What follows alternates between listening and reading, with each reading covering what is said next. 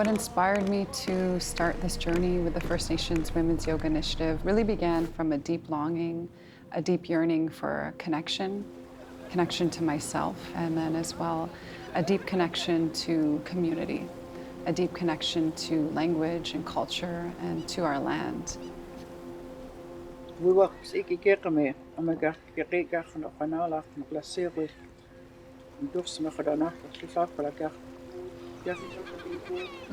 Thank you.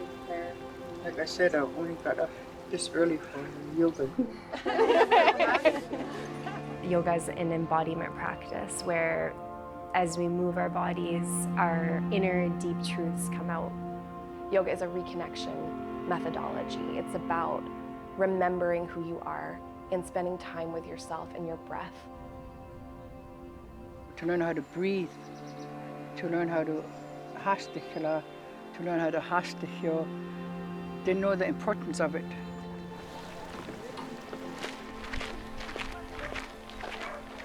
It's really less about our physical capacity to move.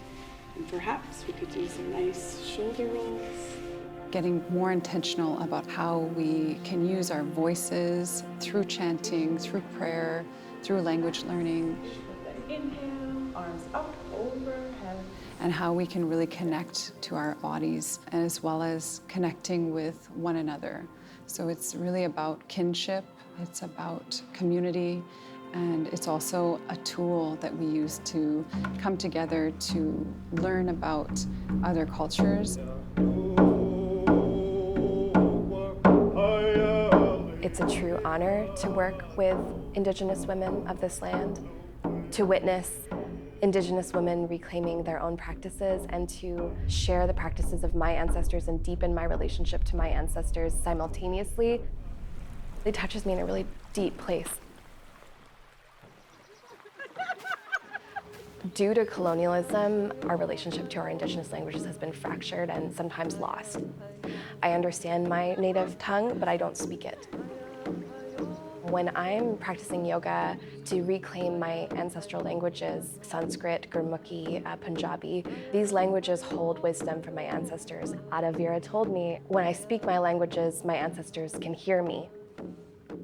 My ancestors were at one time stripped away from our cultural practices, from language, forbidden from moving their bodies, forbidden from practicing Ayurveda.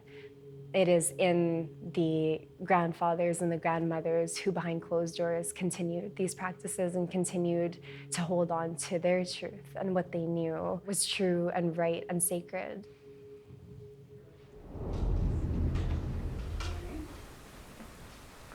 To connect with our chants, our healing songs, to connect with our own knowledge systems, and also reflect that parallel to yogic knowledge from the indigenous knowledge of India, and to really distinguish our ʼwakw to another beautiful spiritual system.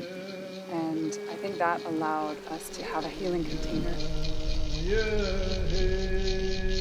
The pain that we're living with, this intergenerational trauma of cultures being erased and holding on to our values and our culture, whatever that may be for us, that has had a transformational effect on my life.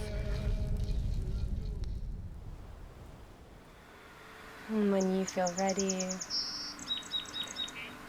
if your eyes are closed before opening them, maybe swinging yourself side to side, so just starting to find a little swing in your arms. twisting through your whole upper body. The way the wind was touching and kissing your cheeks. And really seeing how many powerful parallels there are between your beautiful culture and mine, in the power in language reclamation, in the power in being in community, sisterhood, the joy that comes in moving our bodies, whether it's through yoga or dance, the way that we can connect to our spirit and our heart through drumming or kirtan. The biggest thing has just been a deep respect for our elders. We used to stand here and do that when we were kids. Yeah! Connecting with our fluent speaker, ʼwakw, she's been a huge inspiration for me in learning our Kwakwa language.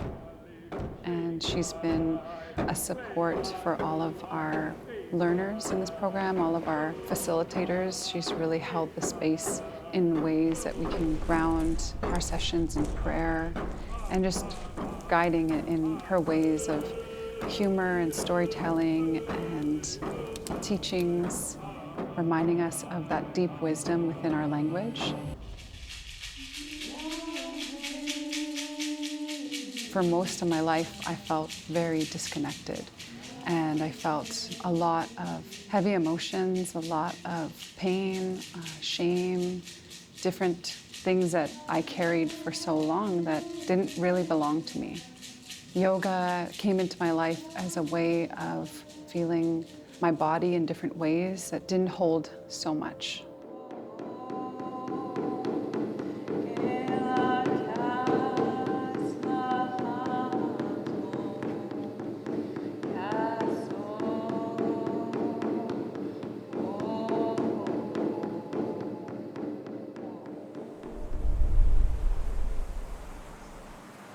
For me, I was always racing. You know, I never realized how important it was to take care of me.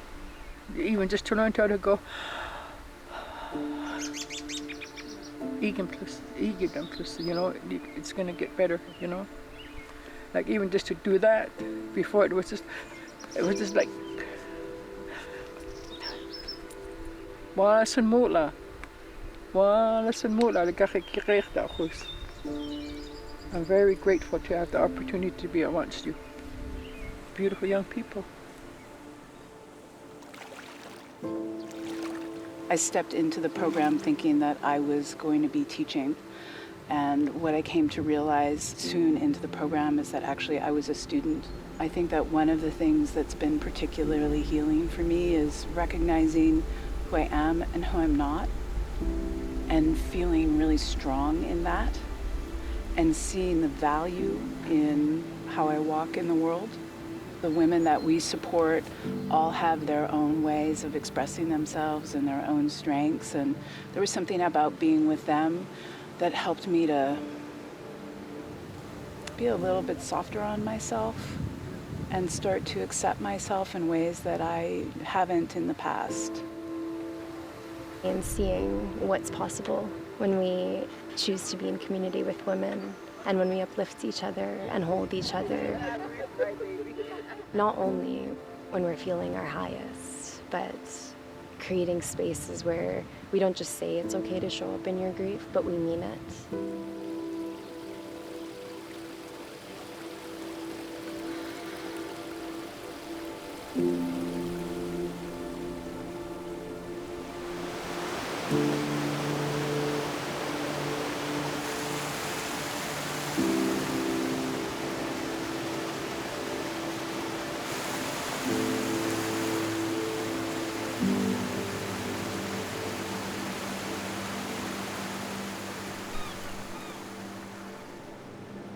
To connect to my family and my community in a deeper way, and to really start to imprint and learn about our territory and the land.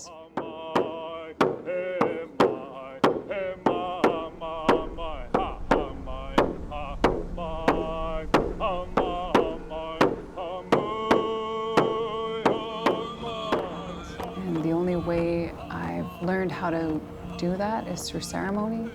And yoga has helped me to navigate that ceremony through the breath and through the values and through the ways of being. It's like the quiet side of the revolution, but it's just as important as being on the front lines. This desire and this willingness and this real longing and ache for reconnecting, and just seeing how the women were so committed to this work made me even feel like I need to push deeper to keep hold of my roots to my language and continue passing that down. Beautiful, beautiful.